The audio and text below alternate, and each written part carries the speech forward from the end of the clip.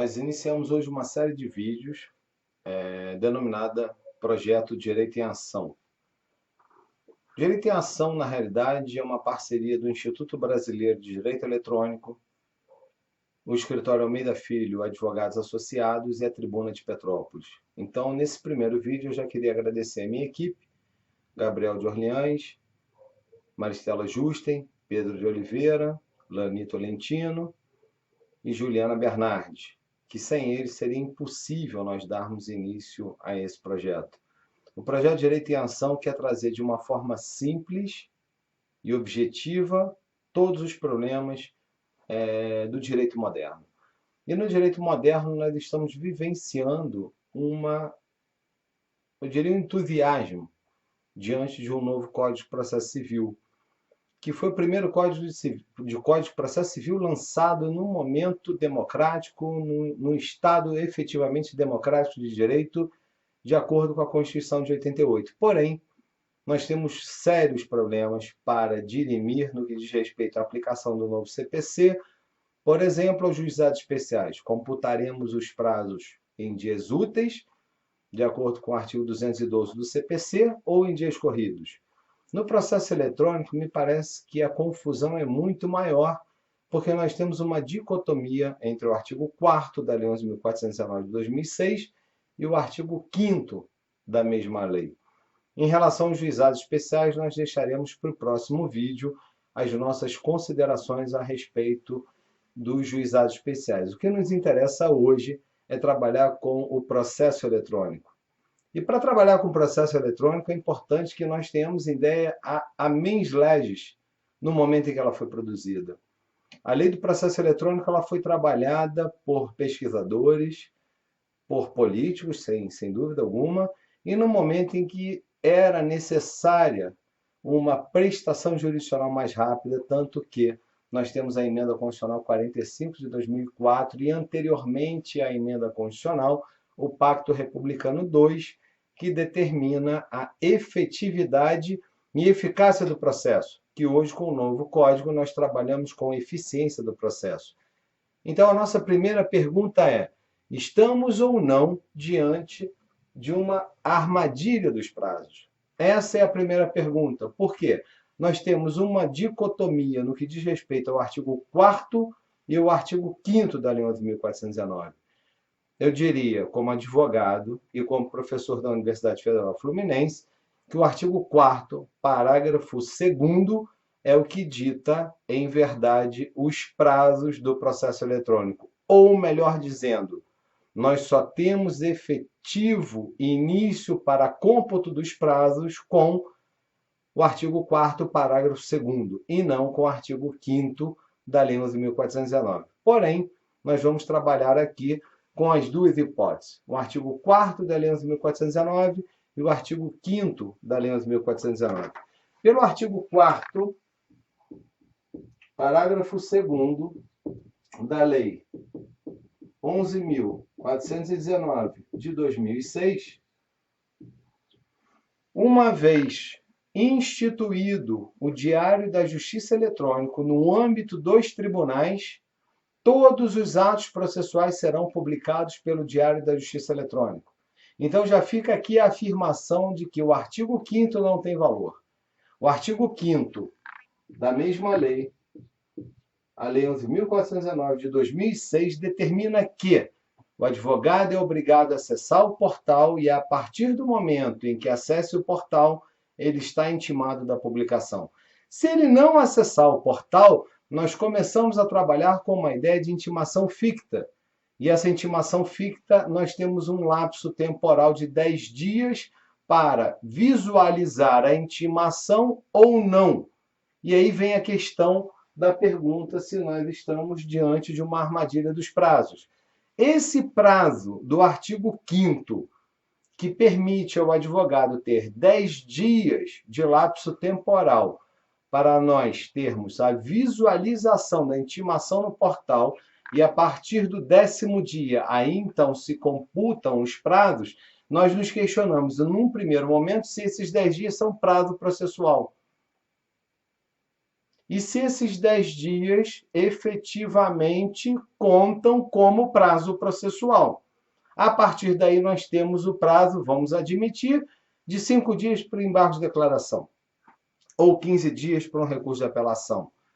Nós temos esse prazo de 10 dias computado em dias úteis ou dias corridos. Nós temos os 5 dias posteriores computado em dias úteis ou dias corridos. Há doutrinadores com muita experiência no direito informático que vai afirmar: bom, nós estamos diante de uma lei especial, que é a Lei 11.419, então nós vamos aplicar o prazo do artigo 5º em dias corridos. Eu até concordo que se trate de lei especial, porém, a questão envolve direito processual e nós vamos analisar se estamos diante de prazo ou se nós estamos diante de um lapso temporal que não pode ser admitido efetivamente como um prazo processual estrito sensu, porém, como sendo lapso temporal, nas lições da professora Ada Pellegrini Grinover, Cândido Rangel de Anamarco e Sintra, nós teríamos então o cômputo do prazo processual, já que nós estamos trabalhando com um lapso em tempo.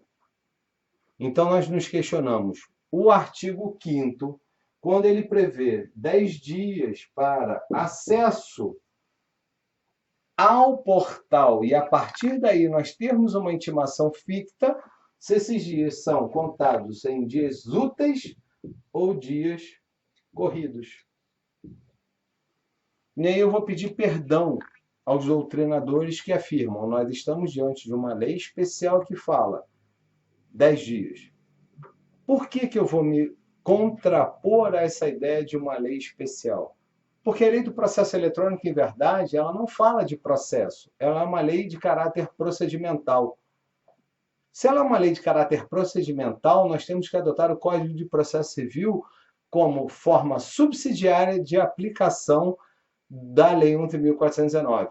Porém, quando nós estamos trabalhando com o portal, nós estamos trabalhando com um cômputo de 10 dias para acesso à informação processual disponibilizada no portal, para então nós termos os prazos que se seguirão.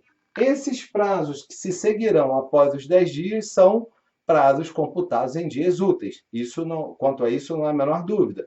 Então, por exemplo, se eu tenho uma disponibilização no portal de uma decisão omissa, contraditória ou obscura, eu tenho 5 dias úteis para o manejo dos embargos de declaração.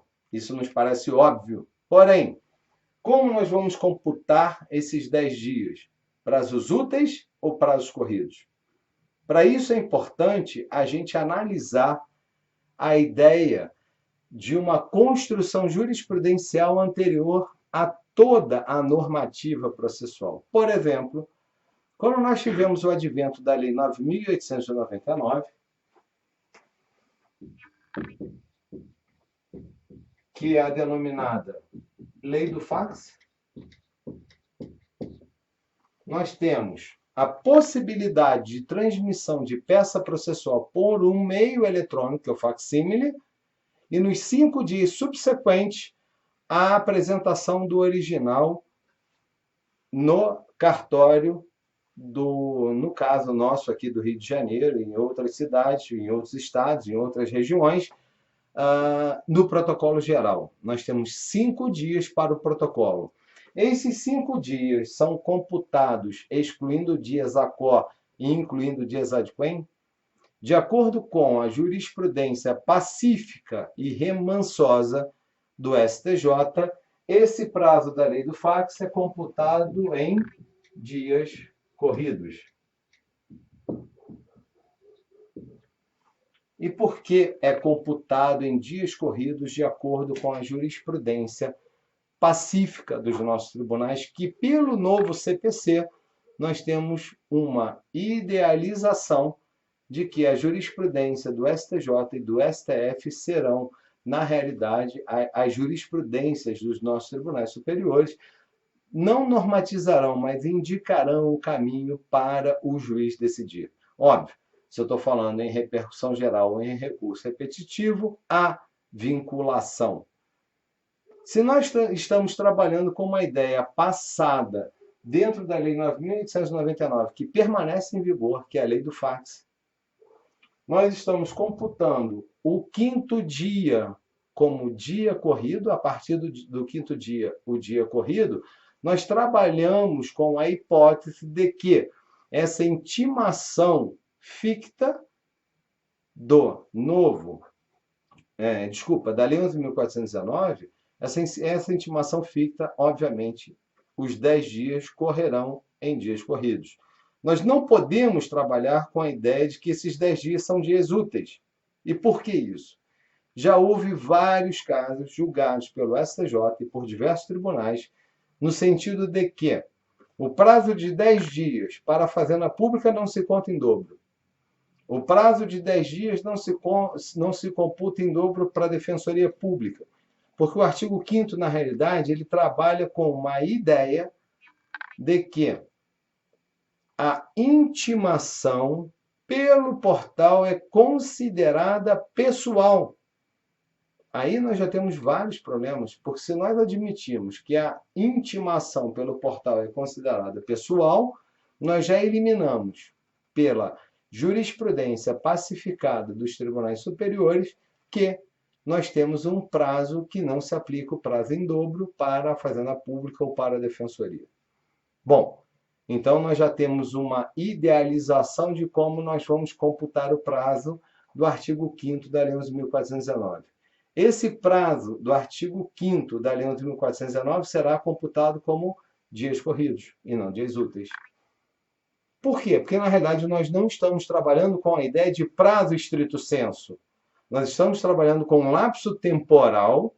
Esse lapso temporal ele dá abertura para início do prazo processual. Parece uma aberração afirmar que nós trabalhamos com um cômputo temporal e dizer que não é um prazo processual, já que o artigo 10 é um prazo endoprocessual. Então, para que nós possamos admitir que os 10 dias do portal, para que eu tenha acesso ao portal, fazendo uma comparação com o mundo físico, como nós teríamos? O oficial de justiça recebe um mandado para intimação ou citação. Óbvio que o prazo só começa a correr a partir da juntada do mandado nos autos. Porém, esse prazo que se encontra em poder do oficial de justiça não se computa para qualquer efeito. E nós estamos trabalhando com uma ideia de um sujeito novo no processo.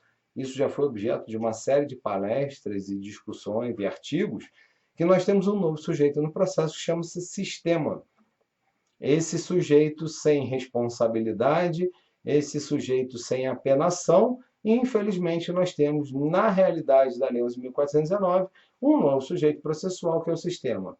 Se nós admitirmos que o sistema vai trabalhar da mesma forma que o oficial de justiça, esse sistema está numa linguagem muito simples de ser visualizada, o sistema está procurando aquele advogado.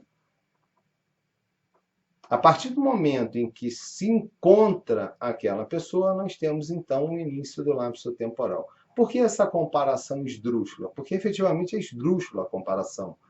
É porque esse prazo de 10 dias ele não pode ser computado em dobro, seja para a Fazenda Pública, para a Defensoria, como também não vai poder ser computado em dias úteis.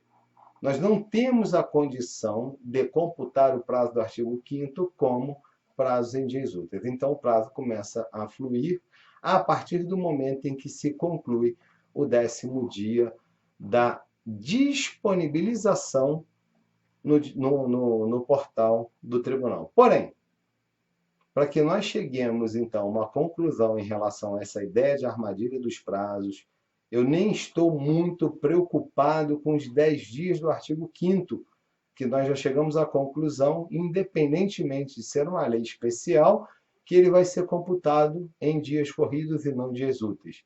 Porque, em verdade, o lapso temporal só começa a correr como prazo processual após o 10º dia. Aí, então, nós temos os 5 dias para embargo, os 15 dias para apelação, em dias úteis. Só que o artigo 5º é uma violação ao direito da publicidade.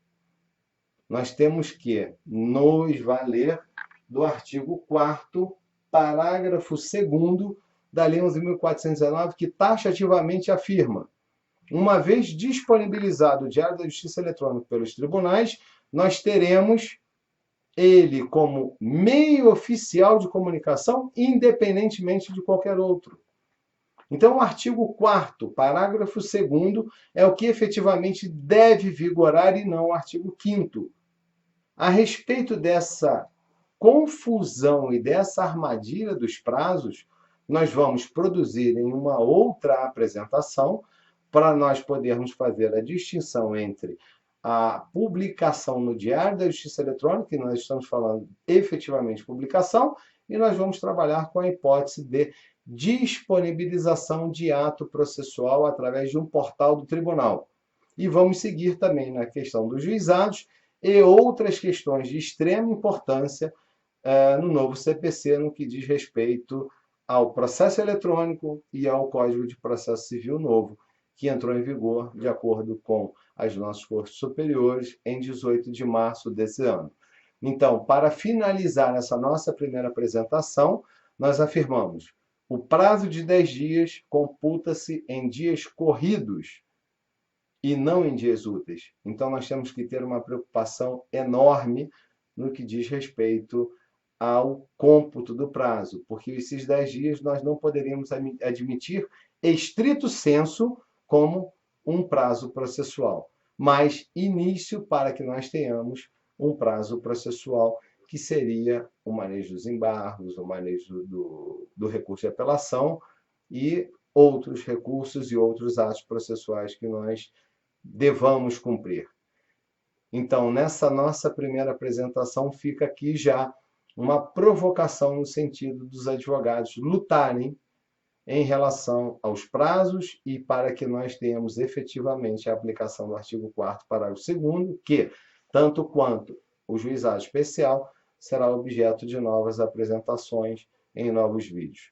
Então, para essa primeira apresentação, agradeço a vocês imensamente e gostaria que viessem os comentários em relação ao cômputo do prazo dos 10 dias, para nós podermos, então, evoluir numa concepção de qual a natureza jurídica desses 10 dias. Se é um prazo processual, se não é um prazo processual. Se é prazo processual, ele não é um prazo processual estrito sensu, mas um prazo processual lato sensu. E eu agradeço a todos e aguardo vocês nas próximas edições dos novos vídeos que serão apresentados nessa dicotomia existente entre o novo CPC e o processo eletrônico, lembrando que o novo CPC foi um código elaborado baseado numa ideia de um processo físico, 100% físico, e não de um processo eletrônico.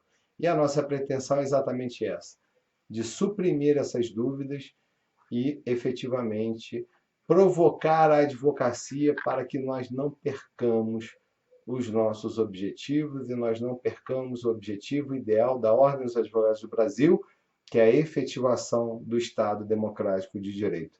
Obrigado a vocês.